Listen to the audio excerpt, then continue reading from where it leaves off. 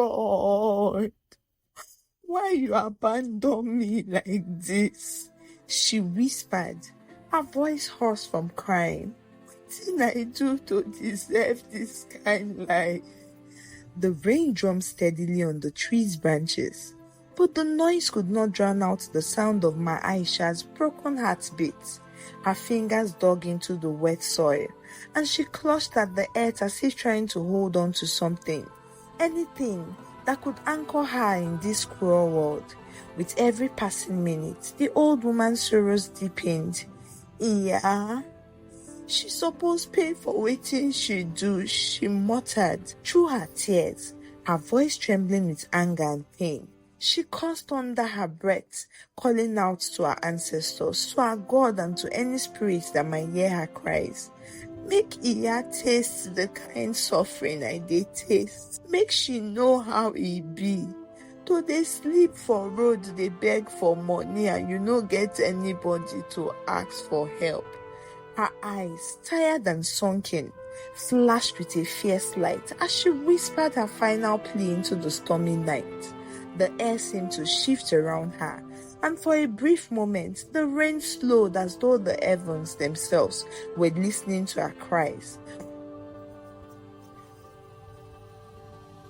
Iyatamala Joint was the pride of Etaoko community, a small village in Osun. No one could make amala, ewedu and gbegiri like she did. It was soft, flavorful, and garnished with different types of assorted meats you can think of, from dried smoked fish to shaki, pomo, fuku, and many others.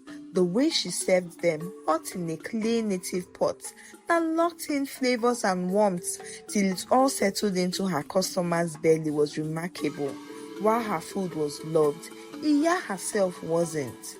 Behind her apron and warm kitchen, Iya was a harsh woman, mean-spirited, greedy, and utterly lacking in kindness. She treated dogs better than she treated the poor and needy. Many times, beggars would come to her restaurant, hoping for leftovers, but instead of receiving compassion, they were met with Iya's wrath and her old worn-out pestle, which she would use to chase anyone who dared to approach her for charity. Badaoshi, make I no ever see una for this my shop again. If not, una head go hear am. She would hiss angrily at the beggars, who shuffled near her door, sometimes waving her pestle in the air, threatening to hit them. The cruelty didn't stop with her words.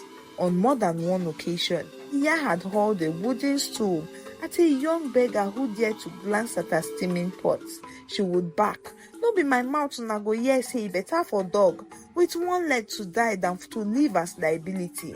Her words cut like a sharp knife, and her gaze could turn the boldest of beggars into a cowering figure. Outside her shop, there was a large signage that read, "No beggars and debtors allowed. This no be charity organization."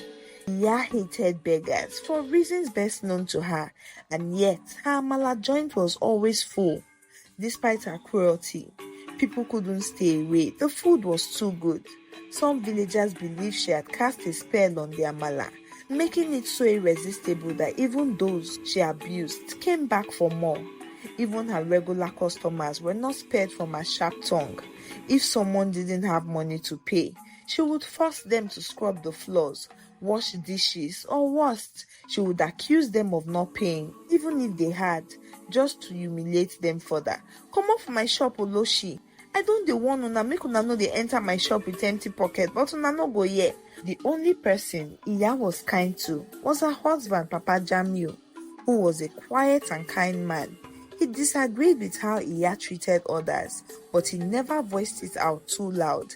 He supported her decisions, and even when they made him uncomfortable. On a particularly busy day, as the midday sun cast a warm glow over the village, Iya was busy in her joint. The familiar aroma of her famous amala filled the air, drawing in her usual crowd. The place was packed, people struggled for benches, and the sounds of bowls and spoons filled the atmosphere. Suddenly, an old beggar walked in, a frail woman with wrinkled skin hunched over from years of hardship. Her clothes were torn, and her eyes spoke of hunger, but she carried herself with quiet dignity. She slowly made her way to the corner of the shop, where she sat down quietly, watching the others enjoy their meals. Obiangeli, a young girl who had just started working at Iya's joint, noticed the beggar. She was new at the village and unaware of Iya's reputation. The sight of the old woman tugged at her heart, and without a second thought, she rushed to the counter. She used her own money to buy a plate of amala, then took it to the beggar, offering it with a kind smile. The old woman's eyes swelled up with tears as she looked at the plate before her. She hadn't tasted proper food in days. "Thank you, my child," she whispered, her voice cracking. She took the plate in her trembling hands and began to eat, savoring each bite with a mix of gratitude and desperation. From her usual spot, Iya noticed the scene unfolding. Her face darkened as she glanced at the beggar. When the old woman finished eating her meals and tried to stand up, Iya stormed over, her pistol clenched tightly in her hands. "Where you dey go? Who go pay for that food when you chop?" Iya's voice cut through the noise of the joint as she questioned the woman fiercely. The beggar, startled, looked up at her in confusion as she pointed to Obiangeli. Obiangeli rushed to intervene. "Iya, I bought the food for her. I paid." But Iya wasn't listening. "You don't dey thief my food, shebi? You think say you fit fool me?" she inquired as her fiery gaze shifted from Obiangeli to the old beggar. "Where the money? Where is they?" Iya shouted angrily, gripping the old woman tightly by the waist, causing her wrapper to loose and dangle. Despite some of the regular customers' efforts to cover the old woman's meal, Iya refused. "Pay for the food or I go deal with you," Iya shouted at the beggar, tightening her grip on her waist. When the old woman couldn't produce any money, Iya took her walking stick away from her and began to beat her mercilessly and pushed her out of the shop, her harsh laughter echoing behind her. The old woman, with her frail body trembling, clutched at her side where Iya's blows had landed. Her walking stick, her only support, had been taken away from her, and now she limped through the rain-soaked streets, her thin clothes clinging to her body. She squinted through the rain, her eyes stinging with tears that mixed with the water pouring down her face. The humiliation, the pain and the anger swelled inside her. How had it come to this? How had she fallen so low that even the mere act of asking for food would lead to such beating and hurling of insults? She found a withered tree by the edge of the village, its branches barely offering shelter from the downpour. The ground beneath was muddy, and she sank down, her bones aching from the cold. As the rain fell harder, the woman began to sob quietly, her body shuddering with every breath. Her mind drifted back to a time when she was young, strong and full of life. She had once been respected, once had a family. Her husband had passed away years ago, and her children had gone, leaving her alone. Over time, her body had weakened and she had become invisible to the world around her. "God, why you abandon me like this?" she whispered, her voice hoarse from crying. "Wetin I do to deserve this kind life?" The rain drummed steadily on the tree's branches, but the noises could not drown out the sound of my Aisha's broken heartbeats. Her fingers dug into the wet soil. She clutched at the earth as if trying to hold on to something, anything that could anchor her to this cruel world. With every passing minute, the old woman's sorrows deepened. Iya suppose pay for wetin she do," she muttered through her tears, her voice trembling with anger and pain. She cursed under her breath, calling out to her ancestors, to her God, and to any spirit that might hear her cries. "Make Iya taste the kindness I taste today. Make she know how e be to dey sleep for streets, dey beg to no get anyone to help." Her eyes, tired and sunken, flashed with a fierce light as she whispered her final plea into the stormy light. The air seemed to shift around her, and for a brief moment the rain slowed, as though the heavens themselves were listening to her cries. But there was no answer. The old woman crawled beneath the tree, her body trembling as the storm raged on. That night, under the cold, relentless rain, the beggar wept. Why have you forsaken me? Why I go dey suffer like this? Why I must endure this kind pain for my old age? Wetin I do reach like this when you no go fit forgive me? Tears streamed down her face as she cursed her fate. In her sorrow, she cursed Iya too, wishing that one day Iya would know what it was like to live like her, to wander the village alone, hungry and forgotten. Meanwhile, in the comfort of her home, Iya tossed and turned in bed. No matter how hard she tried, she couldn't shake the image of the old beggar from her mind. Her face, so full of pain and humiliation, haunted her. She finally drifted off to sleep, but her rest was far from peaceful. In her dreams, she found herself standing beneath a tall withered tree.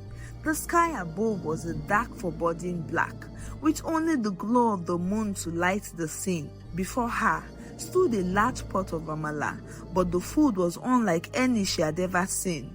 It was dark, thick and bubbling ominously. Around the pot stood several figures, beggars she recognized. They were the same people she had chased away from her shop over the years. Their clothes were worn and tattered, their faces pale and ghostly. In the center of the group stood the old beggar from earlier that day, Ma Aisha. Their eyes were fixed on Iya, glowing red with fury as they stirred the pot of amala. Slowly, they began to laugh, a chilling, unnatural sound that echoed in the stillness of the night. Eat! Ma Aisha commanded. Stepping forward, she shoved a spoonful of thick black amala into Iya's mouth. The taste was bitter and foul, and Iya gagged, trying to spit it out. But my Aisha wouldn't stop. Another spoonful was shoved into her mouth, then another, until Iya was choking, her throat burning as she struggled to breathe. The beggars' laughter grew louder, their faces twisting with malice as they closed in on her. Iya gasped for air, her heart pounding in terror as she tried to escape, but her legs felt rooted to the ground. Suddenly, Iya woke up with a start, her body drenched in sweat, her heart racing as she sat up, gasping for air. Nah, which kind dream be this? She muttered to herself, wiping her face with the back of her hand. But something was wrong. Her bed, her room, everything was gone. As her eyes adjusted to the dim light, she realized she wasn't in her room anymore. She was lying on the ground beneath a familiar withered tree, the same tree from her dream. Iya blinked, her mind spinning in confusion. How I take reach here? She mumbled, trying to stand, but her legs betrayed her, weak and frail, as if the strength had been drained from her body overnight. She collapsed back to the ground with a tug. The morning light was beginning to creep over the horizon, casting an airy glow over the village.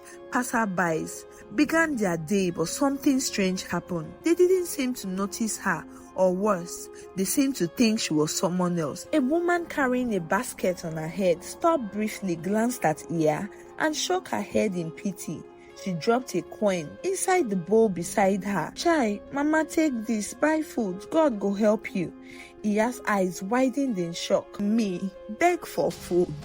She pushed the coin away angrily, trying to yell, but her voice came out hoarse, barely a whisper and unrecognizable. Now maybe, I no be beggar. But no one paid attention. The woman had already moved on, and more people passed by her. Some ignored her entirely, while others dropped small coins at her feet, murmuring words of pity.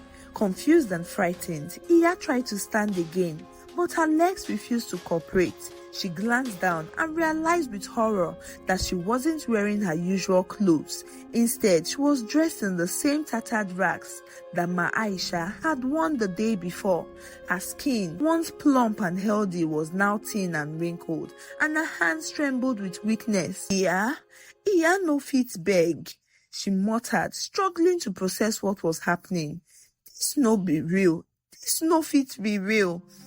But as she tried to make sense of it all, she saw someone familiar walking towards her. It was Papa Jamiu, her husband. Relief flooded her. Papa Jamiu! She called out, her voice still weak but desperate. "Papa Jamiu, na me, your wife." Papa Jamiu approached slowly, but his expression was strange, detached, as though he didn't recognize her. When he was close enough, he prostrated respectfully. "Good morning, Mama. You dey beg here today?" His heart dropped. Waiting you dey talk? I be your wife. Na me be Iya." Papa Jamiu's face remained blank. He looked her up and down, confused, but there was no recognition in his eyes. "Mama, I beg, no vex. I dey rush go hospital. Now I'm there my wife dey. She fall for bathroom yesterday night. She hit her head as I dey follow you talk so. We no know if she go wake up." He dropped a coin into her trembling hands quickly, continuing on his way as if she was a beggar. Iya's breath caught in her throat and panic rose inside her. "Papa Jamiu, na me!" she screamed, her voice trembling and cracking. But he didn't look back. Her husband hurried away, just as everyone else had, treating her like she was no different from the beggar she had spent her life tormenting. Tears stung her eyes as she watched him disappear into the distance. The fear inside her was growing, twisting into something more terrible than she had ever before felt. She looked down at her shaking hands, the frailness of her limbs and the torn clothes that clung to her body. Her reflection stared back at her in a puddle nearby, but it wasn't the face of Iya. It was the face of Ma Aisha, the very beggar she had humiliated the day before. No! Iya screamed, pushing herself up to her knees, her hands clutching the wet soil. "This no be real. This no fit be real." But it was real, as she stumbled through the village, desperate to find someone, anyone, who would recognize her. The truth became undeniable. Every villager she passed treated her the same way, with pity or indifference. Some dropped coins at her feet, others ignored her entirely. But no one recognized her as Iya, the feared, respected woman who owns the popular Amala joint. Hours passed, and the sun climbed higher into the sky, but Iya's situation didn't change. She wandered the village, her body aching, her mind spinning in confusion. She tried to explain to everyone she met who she really was, but her words were met with strange looks and dismissive gestures. Eventually, exhausted and defeated, she found herself back at her Amala shop, the place where her cruelty had begun. She stood outside, watching as customers filled the place. The same people who had once endured her harsh treatment for a taste of her food. Now, they were being served by Obiangeli, the kind-hearted girl who had given food to the beggar the day before in her absence. Iya's stomach growled as the familiar aroma of her amala filled the air, but no one invited her inside. She tried to approach the door, but a young man blocked her way. "No beggars allowed," he said firmly, pointing to the sign she herself had put up. Iya froze, her breath catching in her throat. The sign was still there.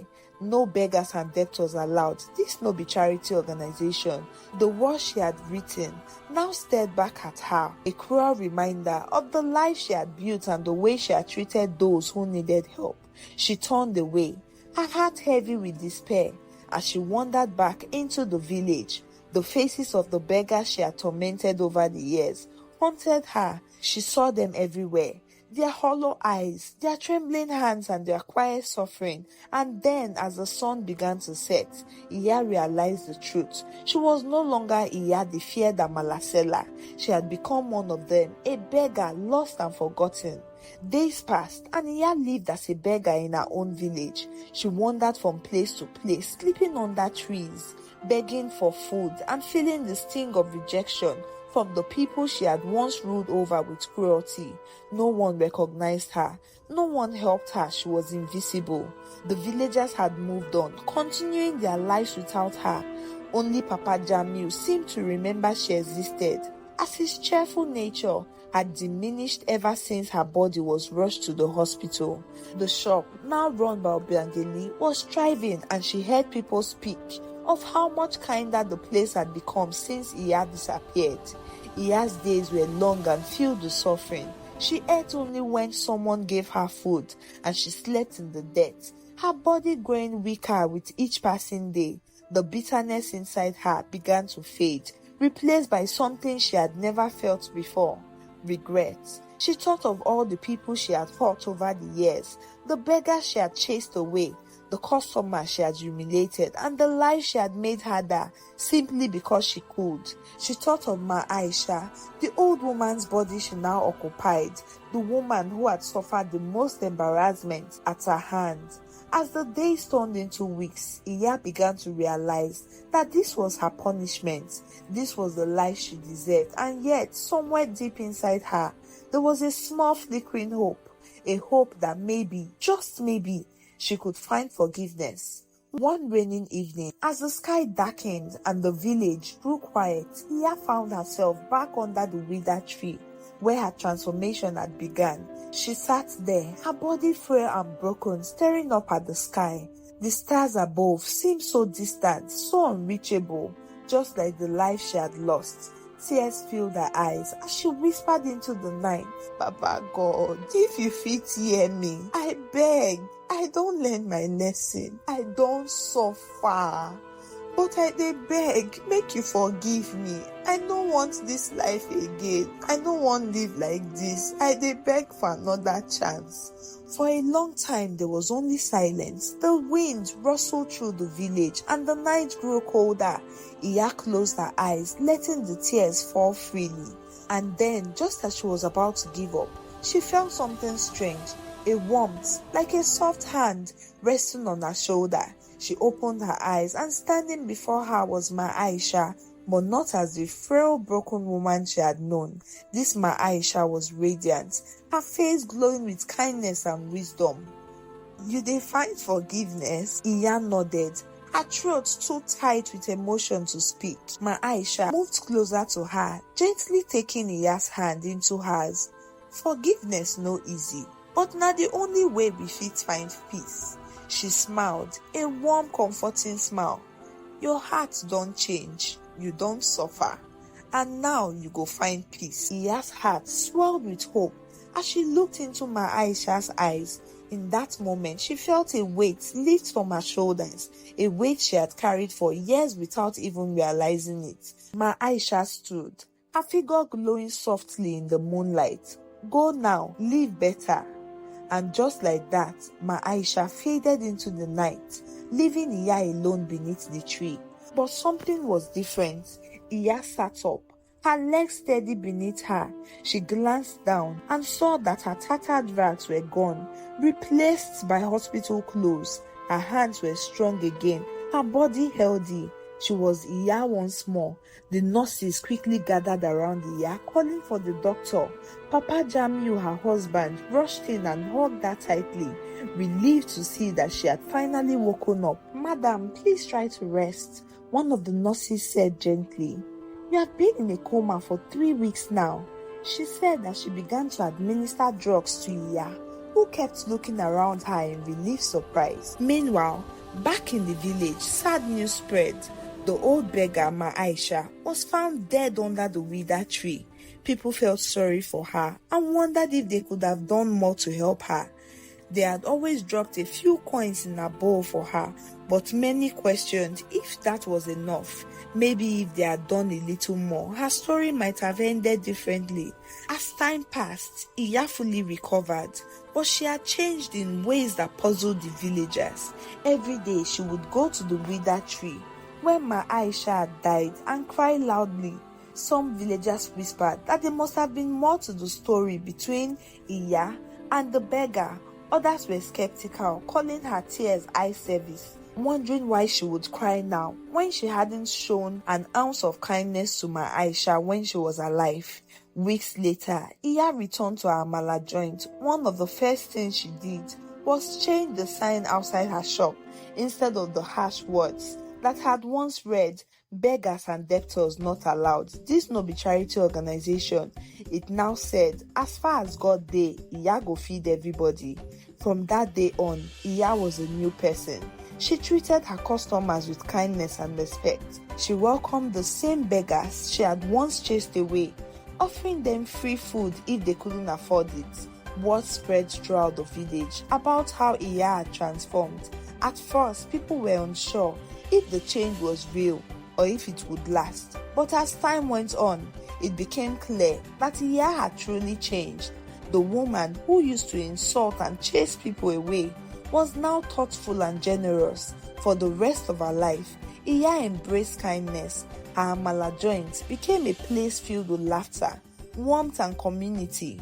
A place where everyone, no matter their background, was welcome. And in the end, that was all that mattered.